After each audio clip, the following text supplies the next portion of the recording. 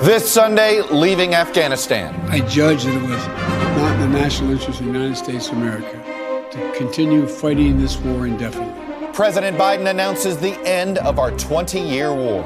How many thousands more Americans' daughters and sons are you willing to risk? But with the Taliban quickly gaining ground, renewed fears the country could again become a terrorist haven. September the 11th, 2001. To risk that happening again, which is very much what I think we're doing, is national security malpractice. And even the president seems uncertain of the outcome. The mission hasn't failed yet. We'll get a report from NBC News Chief Foreign Correspondent Richard Engel in Kabul. And I'll talk to the chairman of the Senate Armed Services Committee, Jack Reed of Rhode Island. Plus, whitewashing January 6th. You know, if you didn't know the TV footage was a video from January the 6th, you would actually think it was a normal tourist visit. As a growing number in the GOP try to deny what actually happened at the Capitol, one Republican says the vast majority in his party know the truth, but refuse to admit it. My guest this morning, Congressman Adam Kinzinger of Illinois. Also, Eric Adams beats out progressives in the Democratic primary for New York City mayor. I am the face of the new Democratic Party. What the non-woke former police captain's victory says about the kind of Democrats who are actually winning elections. Joining me for insight and analysis are NBC News Capitol Hill correspondent Kasie Hunt, Mark Leibovich, chief national correspondent for the New York Times Magazine, former Obama White House senior advisor Stephanie Cutter, and Republican strategist Al Cardenas. Welcome to Sunday. It's Meet the Press. From NBC News in Washington, the longest-running show in television history, this is Meet the Press with Chuck Todd. Good Sunday morning. Operation Enduring Freedom in Afghanistan began on October 7th, 2001. It was less than 1 month after the attacks on the World Trade Center and the Pentagon. By December of that year, the Taliban, which had provided a safe haven for al-Qaeda, had collapsed. And then, on May 11th, 2011, U.S. forces killed Osama bin Laden, one of our goals for going into Afghanistan. But what was once thought of as the, quote, good war, as opposed to Iraq at the time, Afghanistan became a forever war, and one that, for Americans who did not have friends or relatives serving in the fight, eventually became the forgotten war. And on Thursday, President Biden said 20 years was enough, and he announced that the United States would complete its withdrawal from Afghanistan by the end of the month.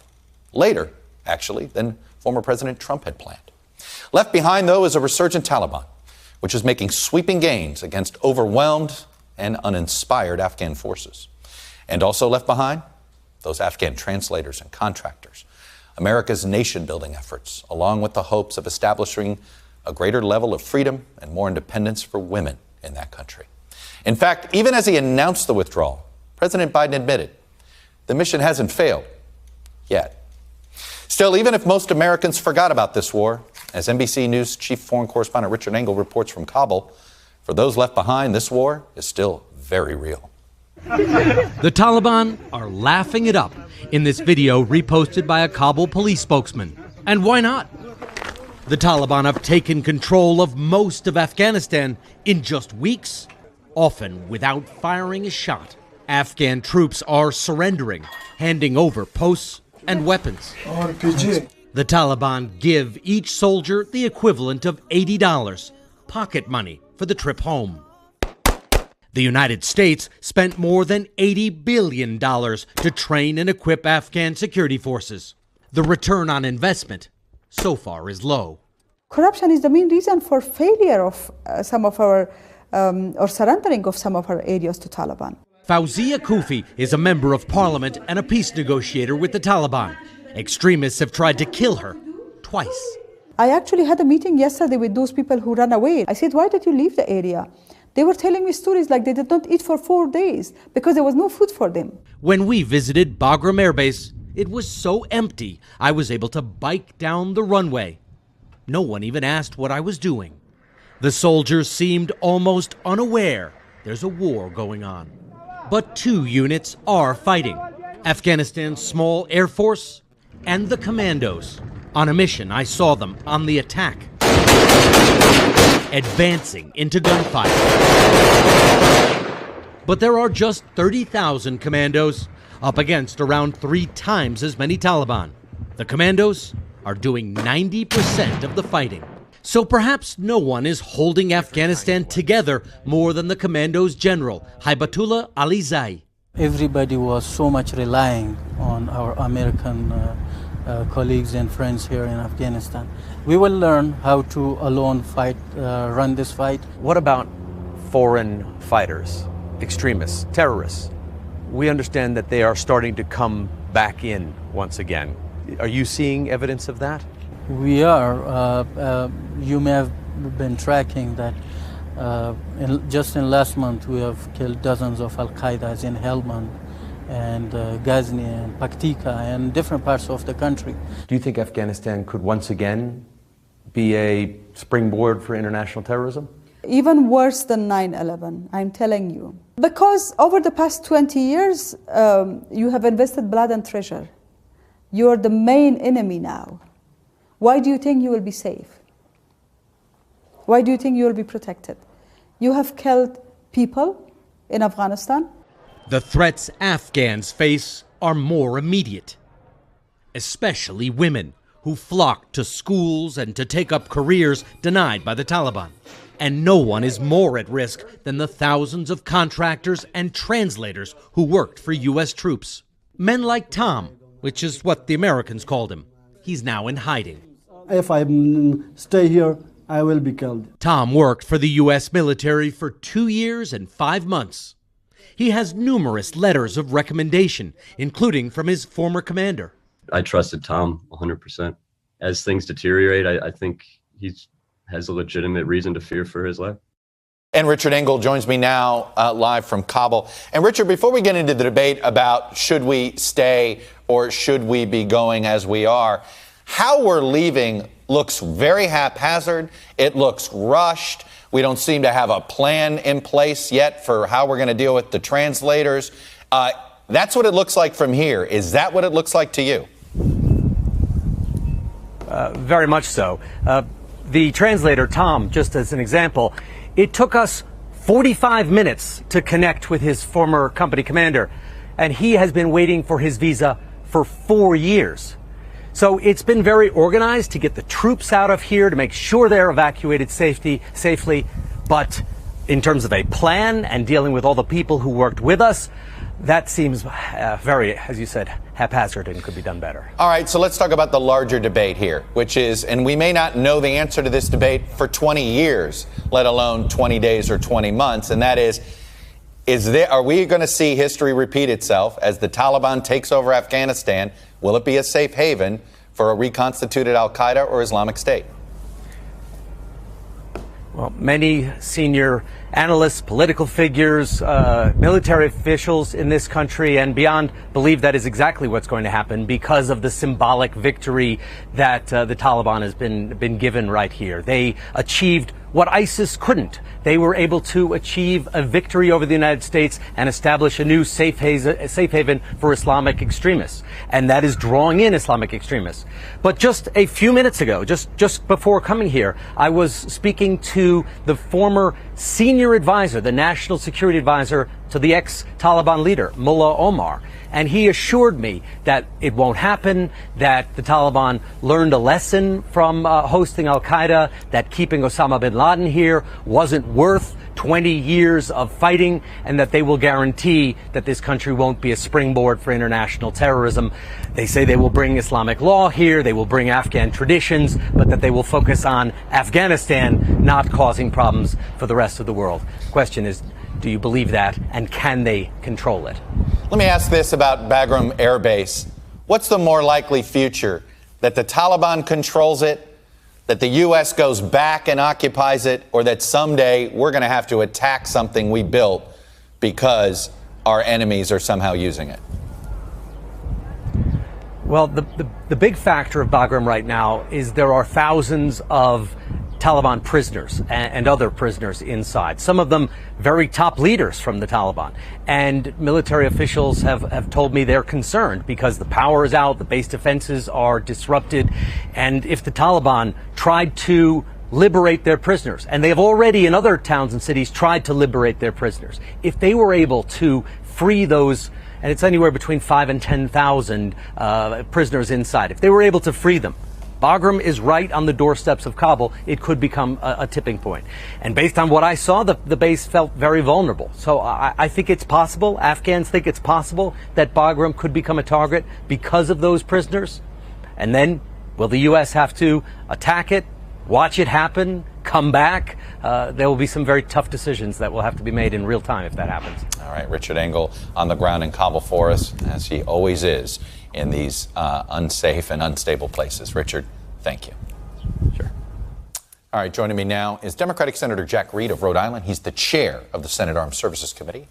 Senator Reed, welcome back to Meet the Press. I do want to make a note, by the way. We know that many of you expected to see National Security Advisor Jake Sullivan here. The White House, he was scheduled to be here. The White House told us yesterday he would be unable to appear for personal reasons. Senator Reed, this is the current headline in the current issue of The Economist. America's longest war is ending in crushing defeat.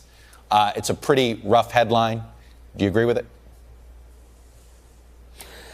It's not accurate. The purpose that we went into Afghanistan for was to degrade and disrupt al-Qaeda, to limit their ability to project attacks outside of Afghanistan. To a great degree, we've done that. The job's not over. This is not a closure. This is a transition. We have to maintain continual involvement both with the Afghan government by supporting them financially, also providing the kind of technical assistance they need for their Air Force and other elements. But I think the president was presented with a bad series of choices. The Trump administration had said we were leaving by May 1st. The Taliban had no real responsibilities in that agreement, none that they carried out that I can see, and yet that date I think would have prompted an incredible increase of violence and directed against the United States. So I think the president made a difficult but the best of many poor choices. You know, after I believe it may have been your first trip to Afghanistan in 2002, you said you reassured the leadership at the time of Afghanistan that America was going to be involved for the long haul. There was this fear, constant fear among Afghan reformists that whatever we did, we were going to leave. Well, isn't that what's happening?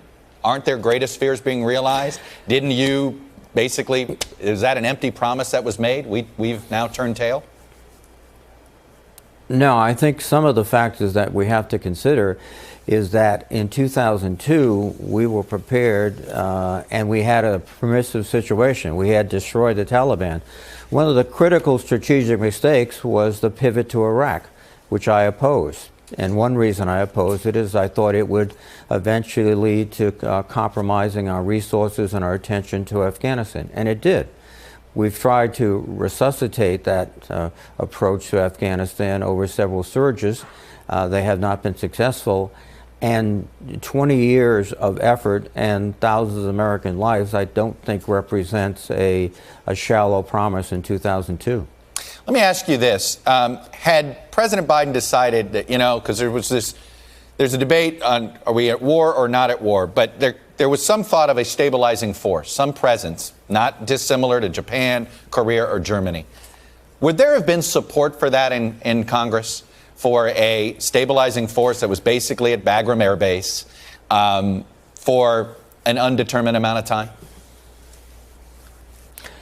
time?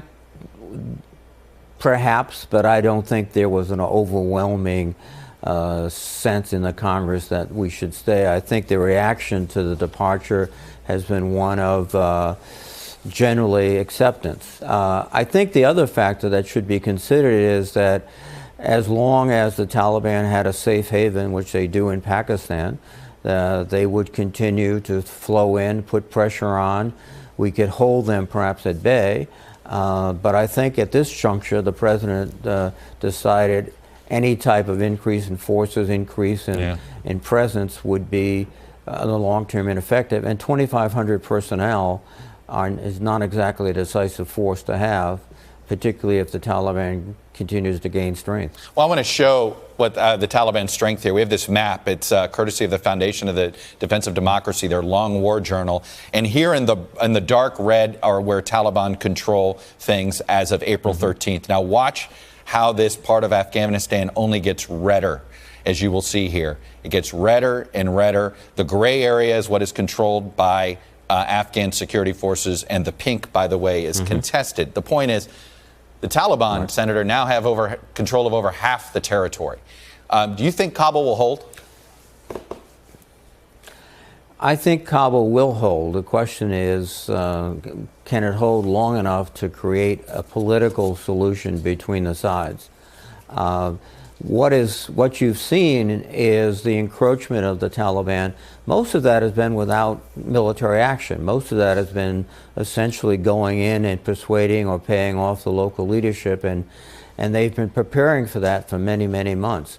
Again, after Doha in February of 2020, they saw a free road ahead in terms of ingratiating themselves. So you think Doha was a mistake? I think, though, that... By the way, you keep pointing back to this. You think the initial agreement that the Trump administration made with the Taliban was a mistake?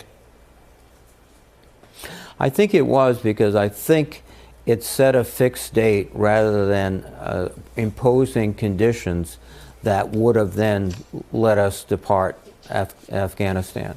And it also, most of the conditions on the Taliban were unenforceable.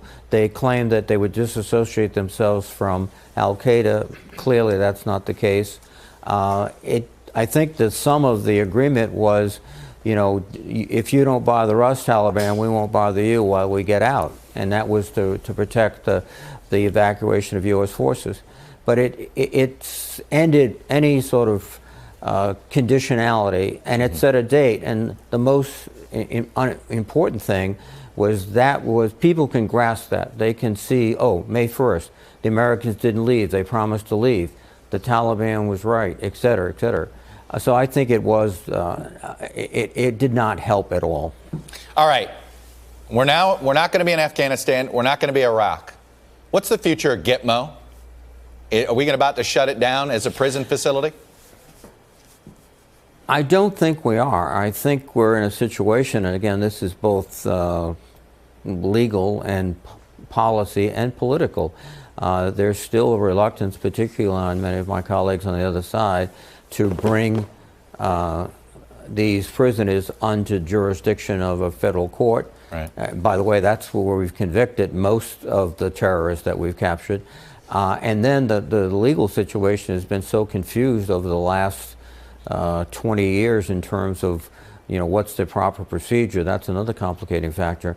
One of the concerns we have, and we're trying to address it in the next National Defense Bill, is that at least the health care of these individuals will be appropriately monitored. Now they're getting into their 60s and 70s, and we have a humanitarian and a legal obligation to provide them adequate health care. And very quickly, apparently the reason we're delaying the issue of Afghan translators is there's a debate about whether they should get legal standing in a U.S. territory. Are we really debating whether to give these Afghan translators due process rights? I mean, why shouldn't they get refugee status on an American territory like Guam? I completely agree with you. We have been trying through the appropriations process not only to clarify that, or at least work with the administration to clarify that, but we have about 18,000 visas that are still being processed. Sam, the gentleman that you interviewed, is one of those. We probably need 20,000 more so that we can legally get them out, and Senator Shaheen and others have been leading that effort. We hope we can get that done quickly. But I know the military is planning contingency operations to get them to a safe place where we can process them effectively. We have a moral obligation to help get out people who risk their lives helping us. That's for sure. Senator Jack Reed, Chairman of the Senate Armed Services Committee, appreciate you coming on with the last-minute invite. Thank you, sir. Thanks, Chuck. Take care. You got it. When we come back, whitewashing history. The many Republicans who are trying to convince the public that somehow these scenes from January 6th you're looking at, it never really happened. Well, I'm going to talk to Congressman Adam Kinzinger, who says his fellow Republicans actually know better. Welcome back. January 6th, like September 11th or December 7th, is a date that immediately communicates the horror of that single day. But since then, many Republican members of Congress have tried to rewrite history, denying there was a riot at the Capitol, some denying the violence by pro-Trump insurrectionists, some denying that somehow former President Trump didn't incite the riot. While Republican Congressman Adam Kinzinger is not one of those Republicans. In fact, he says the vast majority of his Republican colleagues do believe the former president did incite the riot, but have remained silent simply to keep their jobs. Well, Congressman Kinzinger joins me now. Congressman, before I get to January 6th, you're a veteran of Iraq and Afghanistan, not just as a member of Congress dealing with it. You were there. I want to ask you about the headline in The Economist, basically calling it a crushing defeat. Do you agree or disagree with that headline? No, I agree. It's a crushing defeat. You know, the Taliban always had a saying. They said America has the watches, but we have the time. You know, I'm proud of the American people for sticking by this mission for 20 years. We actually needed to do it longer. We still have troops in Kosovo. But unfortunately, it worked. The Taliban have outlasted the will of the United States. It was not a hot war, really. It was basically a peacekeeping operation, and we may have to go back now. It is a crushing defeat, and I'm really sad about it, honestly. What do you think is going to end up? I mean, is this, look at Bagram Air Base. Do you think we're more likely to occupy Bagram or have to somehow attack it because our enemies have taken it over? Oh, I do think it's quite likely we're going to have to, either when we return to Afghanistan because, you know, of the existential threat to us or our allies, reoccupy Bagram, or we may have to bomb it if there's some kind of an air mission. It's sad. And again, I think the big thing is this. We had set out, look, I wish it would have been a lot shorter of a mission, shorter of a time, but we set out so that the Afghan government could defend itself. And we only had 2,500 troops there, 5,000 NATO troops, and the Afghanistan government was doing 98% of the fighting against the Taliban. It's no wonder they're collapsing when the U.S. says we're gone. But it was really a small price to pay for, frankly, holding off the inevitable bad that, unfortunately, we're going to see. All right, I want to turn to January 6th. I think it's safe to say on January 7th that a majority of people, even in Congress, of Republicans in Congress, thought, okay, this was going to be the turning point. This was going to be the moment that Republicans realized Trumpism is a virus inside the Republican Party that needs to be eradicated. Here we are 6 months and 5 days later, and boy, and let me read you this headline in Oklahoma. This is a censure resolution in Oklahoma, not for people that voted to impeach like you did. This resolution is to censure Senators James Lankford and Jim Inhofe for failure to delay the certification of fraudulent electoral votes in the 2020 presidential election. That's the actual wording in this county Republican Party. And just so you think I'm not picking on one county in Oklahoma, the actual chair of the Republican Party has endorsed a primary challenger to James Lankford over this issue. Senator Lankford was standing up there to object to the electoral votes in Arizona when Vice President Pence was taken off the Senate floor. Senator Lankford is a traitor now inside Trump's Republican Party, Congressman? Seriously? Oh, look, here's what's happened. It's just like Donald Trump's method, right? I mean, the biggest enemy to MAGA world right now is not even me or Liz Cheney. It's Mike Pence. Mike Pence is one of the most faithful people to Donald Trump. But if you ever turn an ounce against Donald Trump, you're out of the tribe. And so to all of my colleagues in politics, let me say this to you. You either have to be a zombie for the MAGA belief system, whatever that is today or tomorrow, it varies every day based on Donald Trump's whims, or actually stand up and tell your constituents the truth. And that's what we have to do, is tell people the truth. We all know what the truth is. You guys know what the truth is. The American people and your base deserve to hear it. So that's the moment we're in. Just this kind of chaotic, people scared to do anything, scared of their own shadow, absolutely desperate to get reelected. And meanwhile, the innocent people of our base that in many cases have been led to believe that the election was stolen is not hearing anything from any of the people that they trust. And actually, there are members of this base are so believing misinformation, they're getting themselves killed from the coronavirus. Let me ask you this, Congressman. You're running for re-election. You're running sort of unabashedly on this. If you lose your primary, what does that say? I mean, does it mean that misinformation is winning? Does it mean our democracy is as fragile as it appears? Yeah, I mean, look, I think that's a choice. Look, no matter how a primary comes out, I know that I will have put it all on the table and done the right thing. And that's a choice for the Republican Party to make, because it's not going to be people like me or some, Oklahoma state committeemen. It's going to be the people that go and vote in these primaries. And if our party decides that, COVID vaccine hesitancy or COVID denialism or January 6th was BLM and Antifa, but yet we don't want to investigate it because none of that makes sense. If we want to be that as a party, that's the choice the party can make. You will never be a national party again, and the American people will find something different to replace you, because this is unsustainable. But I'm going to fight for the soul of this party. Right now, it's like being on a plane that's been hijacked, screaming towards the ground, and it may feel like a fun ride, but it doesn't end well. The House Republican leader, Kevin McCarthy, has a decision to make on the members, what Republicans to appoint. I'm sure you're hearing scuttlebutt. I'm doubtful he's going to pick you as one of those fives, but, maybe it's possible. Do you think he's going to appoint folks whose job is to hijack this committee, or at least not be unhelpful to this committee? Where is he going to fall on this? I think he's going to find people not controversial, besides like maybe Jim Jordan, and that they're going to act to be like really smart kind of scholars and all this, but their job is going to be to scuttle this. If I was Kevin McCarthy, I'd be very fearful of the January 6th committee. If I'm a Democrat on the committee, I would be very intent on making sure that this is by the books and doesn't turn political, because there's enough information that's going to come out. We want to know all these details. Why didn't the president call the guard? Where was Kevin? What conversations did Kevin have? What members were involved? And I think we'll get to those answers. Do you think a complete accounting can be found without subpoenaing former President Trump? I do, because I think everybody around him knows what happened. I think if you subpoena Trump, it should only be if you need to, because I think the bottom line is that can create a spectacle.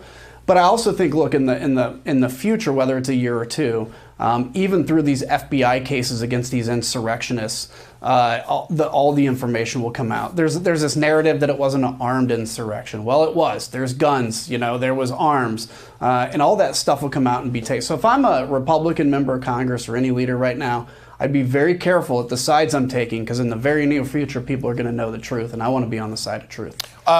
What do you think of Toyota's decision to bow to a pressure campaign, not to give money to those who voted to not certify the election? What do you make of this style of politics? Is this something that is needed, or do you think this is more polarizing? So I personally don't like a lot of the, I don't want to call it cancel culture, because that's been hijacked too, but the kind of forcing people to make decisions based on that loudness. But look, I also can understand why a company would not want to vote for, or would not want to help somebody, and why a PAC, which is made up of employees of that company, would not want to help somebody that did not vote to carry out their constitutional duty. I can fully understand that, and so I'm not critical of a decision to stop giving to those members. Congressman Adam Kinzinger, Republican from Central Illinois. It's good to have you on, sir. Appreciate you coming on. You bet.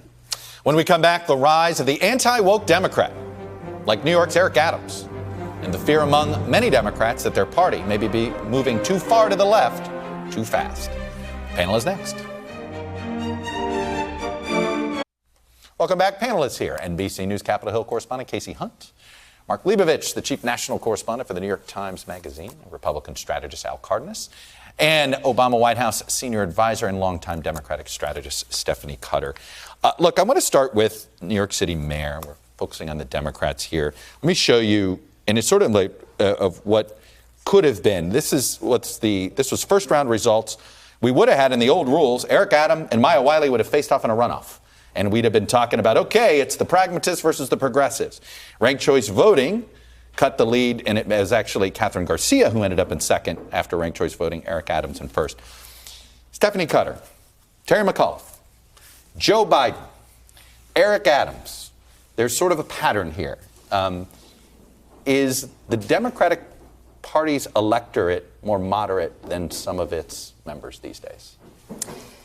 Well, I always hesitate to draw national conclusions out of a local race, and that's what that was. And Eric Adams won by 1 percentage point against some newbies to Democratic politics. But the one thing that is true is that crime is rising all over the country, and people are worried about it. And Eric Adams has a unique resume to deal with it. He was, more credibility on this issue than anybody. Number one, he was brutalized by police when he was 15. Number two, he joined the police force and made a name for himself for reforming the police force. So he has credibility to go out there and say, we need public safety, we need to protect people, but we also need accountability in the police force. We do need reform. That's a pretty authentic message that very few other people can say. Now, the takeaway is that Democrats, large majorities of the American people believe that we need safety and accountability. We need strong police forces to keep us safe, but we need police forces to protect all Americans, including people of color. Now, we need to find a better way to talk about it. Defunding the police is not a winning message. Accountability and safety is a winning message. Here's what Eric Adams said. He, I think, disagrees that what happened in New York stays in New York. Kasie Hunt, here's what Eric Adams said.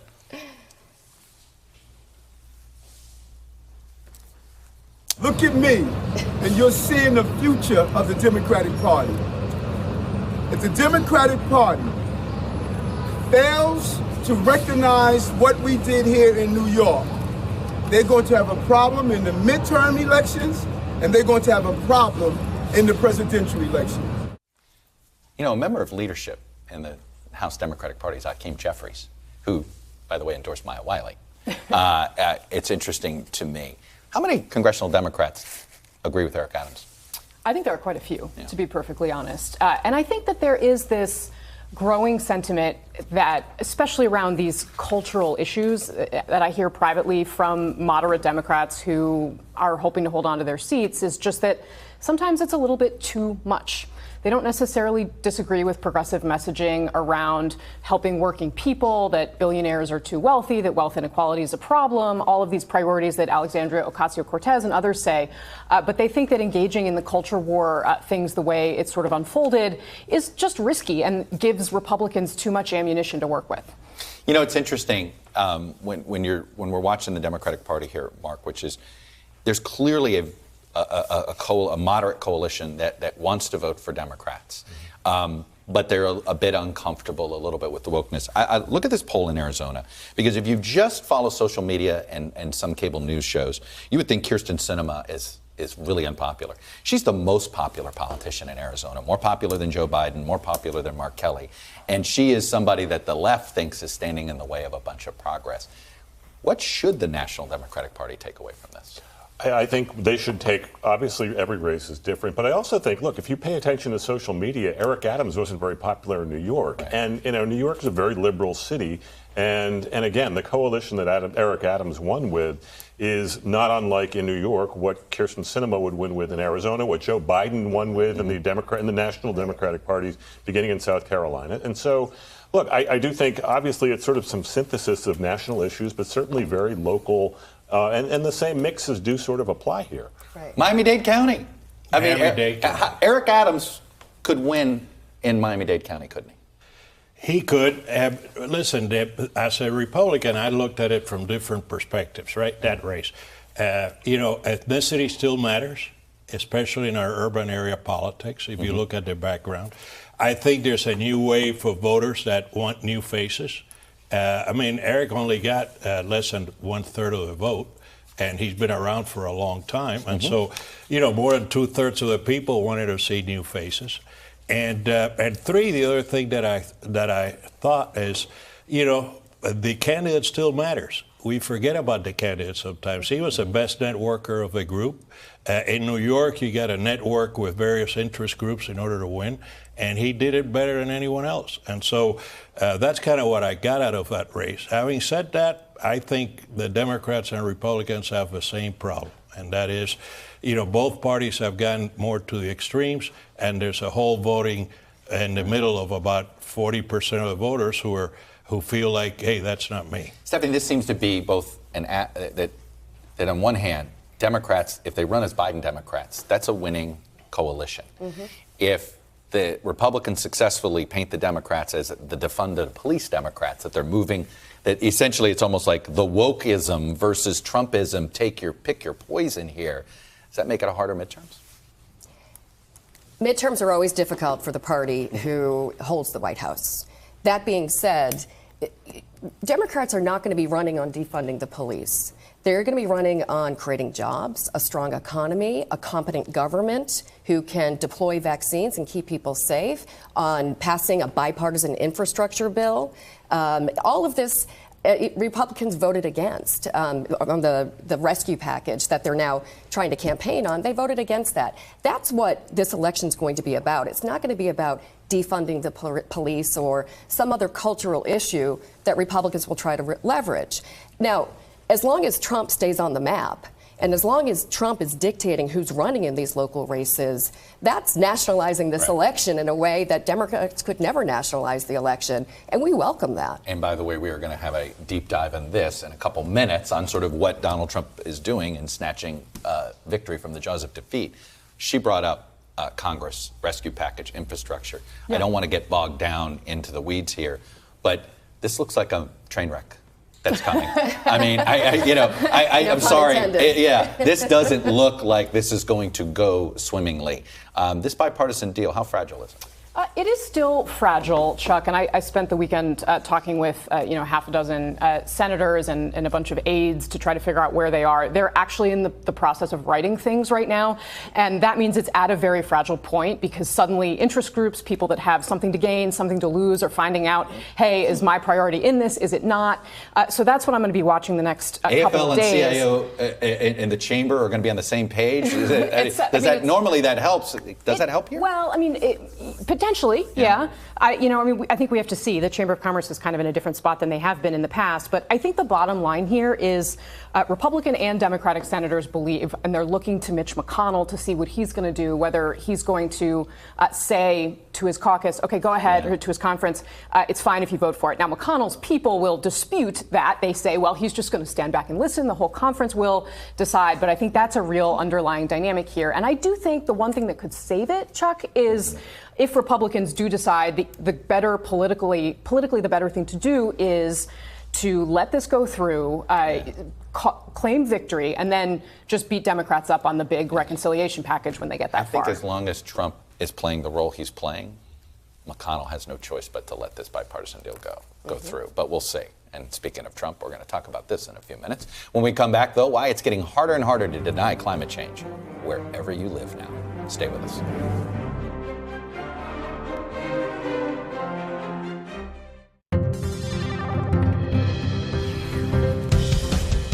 Welcome back. Data download time. We're just over halfway through 2021, but this has already been a record-breaking year in terms of extreme weather events, and the cost, both human and economic, continues to go up, meaning politicians in Washington and state capitals, they're going to be forced to stop debating the existence of climate change.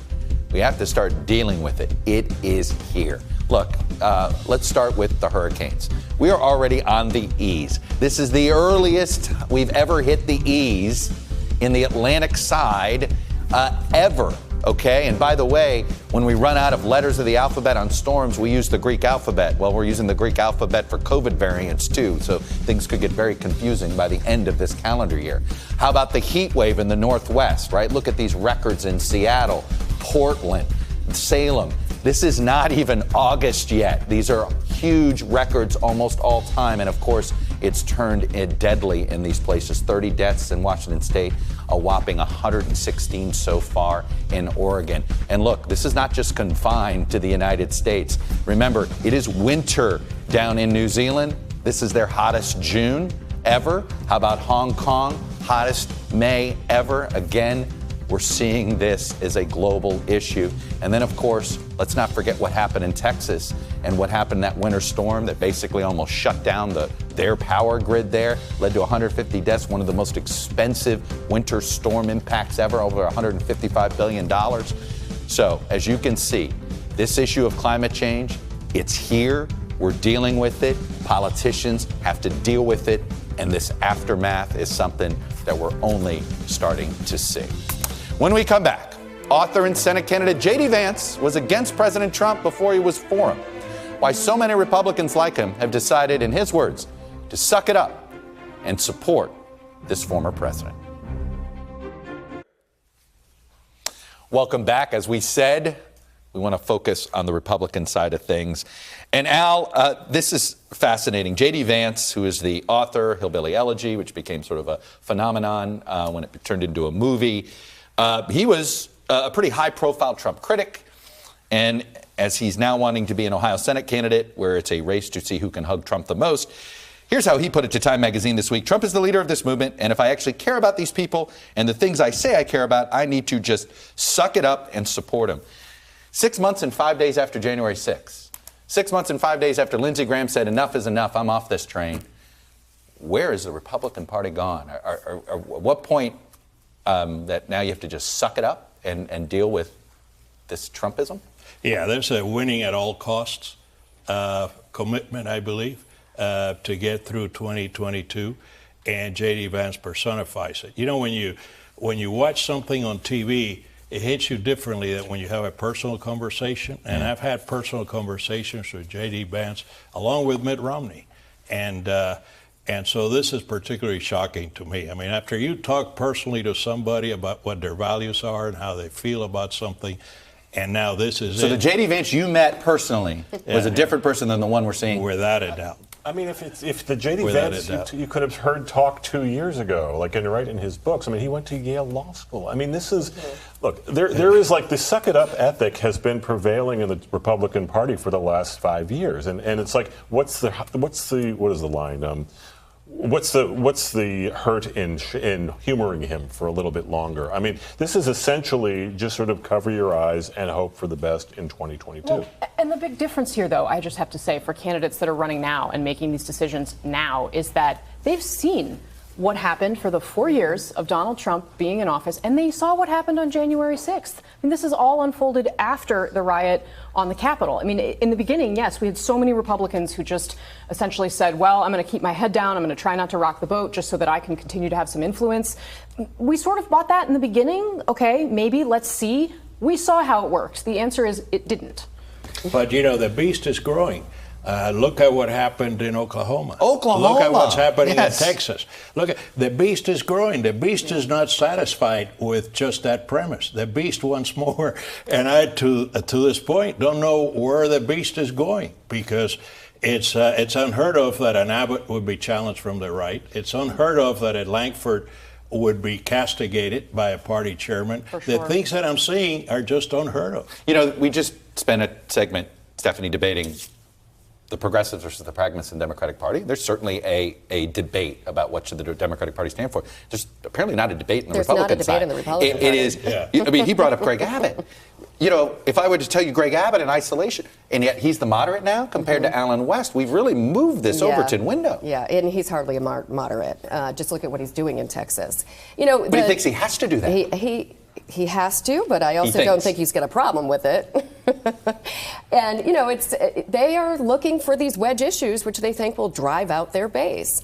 And the Democratic Party, we did just talk about progressives versus moderates, whether Eric Adams is the new face of the Democratic Party. I don't necessarily agree with that, but the Democratic Party is a big tent party. That is not true for Republicans. Al, just as you said, that beast is growing. That beast has taken over the Republican Party.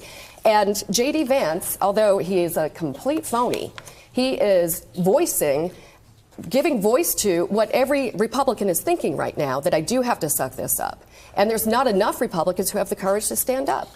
The state party chair in Alaska, Mark Leibovich, is against the incumbent Republican senator. The state party chair in Texas, at least as of today, and there's a new one, is challenging the incumbent governor. And James Lankford, the state party chair, is endorsing a primary opponent. I mean, Donald Trump's taken over these state parties, and the elected leadership is apparently had no way to stop it. And look, they are absolutely playing to that base. I mean, the question is, I mean, does Jim Lankford, does Jim Inhofe, I mean, are they going to lose a Republican primary in the state? Probably not. Are you sure? No, I'm not. Yeah. But I'm not in Oklahoma. But I think it's unlikely. But I also think you're right, though. I mean, these are very, very substantial voices in the party. I think, what if you're Lisa Murkowski right now? You're up in 2 years. You have all this friction coming from the right, from Trump himself, who's going to probably campaign. And look, I don't know how you do this. I mean, I think at some point, this is not New York with Eric Adams. This is not, suburban Virginia where you actually have people sort of voting for where you think the critical mass is. I mean, these are actually people who could not win elections because of this. There seems to be fear to call this out. Mitch McConnell, Kasie Hunt, went on TV and said he was, quote, perplexed by the reluctance of some to get vaccinated, totally perplexed, which of course a lot of people on social media said, apparently if you haven't turned on Fox in primetime lately. I mean, the amount of folks in primetime of Fox who are knowingly passing on misinformation that is leading to the death of people. It's astonishing that this is happening, but I don't think we should be perplexed. No, I don't think we should be perplexed. However, I do think McConnell is probably speaking from a personal perspective when he says that, because he suffered from polio as a child and has been, to his credit, one of the Republicans who has been out there the most saying you need to go get vaccinated. He said it in Washington, Kentucky the whole time. But you're right, the media ecosystem, and that travels through Facebook. Pinterest has had a problem with anti-vax vaccination content. They had that problem before we were even dealing with COVID. It is really insidious and problematic. And it's another example of how the the Trump ecosystem is talking to itself in a way that is separating it so far away from the big tent that is kind of the rest of America. And that tent would include Liz Cheney, Adam Kinzinger, who you just spoke with. These people don't really have a home. They don't have a place anymore. And I think that's really where the danger lies going forward. Al, this misinformation, this is in English and Spanish now in South Florida, isn't it? Yeah, it sure is, and it's caught on in South Florida. I imagine it's going to catch up in other places. Look, just to back up Kasie, I mean, there's a direct relationship between the percentage of people voting for Donald Trump and the percentage of people vaccinated in those states throughout America. And now we have 90-some% of people who are hospitalized with COVID because they didn't vaccinate. And so, yeah, it's bad for America. And, we need to do something about that. The misinformers have blood on their hands. They have blood on their hands. That's all we have for today. Thank you for watching. Enjoy the Olympics. Let's go Team USA. And remember, if it's Sunday, it's Meet the Press.